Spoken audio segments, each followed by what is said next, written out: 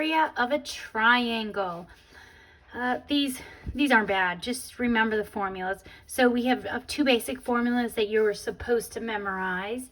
We have 1/2 a times b times the sine of c. This it's the two sides and the angle between.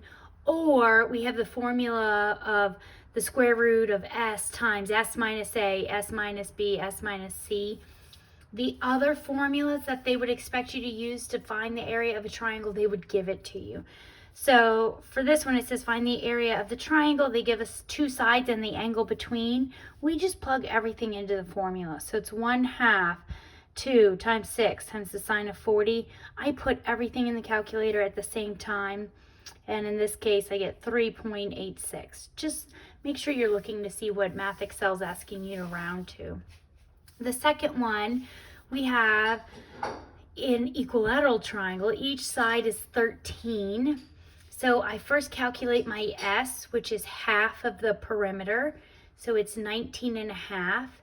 Then you take the square root of 19.5 times 19.5 minus A, which is 6.5.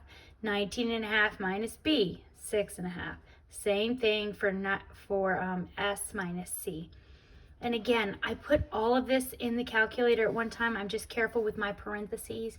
And I get that the area of the triangle is 73.18 units.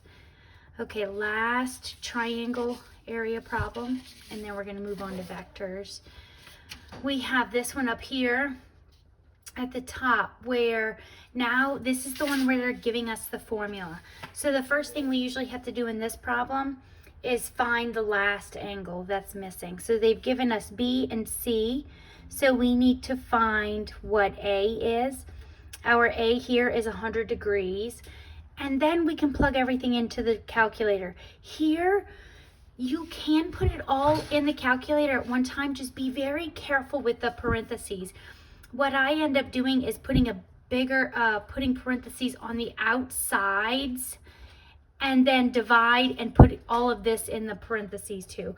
If you want to, just put it in the calculator twice and double check. Put in the numerator, get it to a lot of decimals, divide by whatever you get the denominator to be to a lot of decimals. And I get 31.17.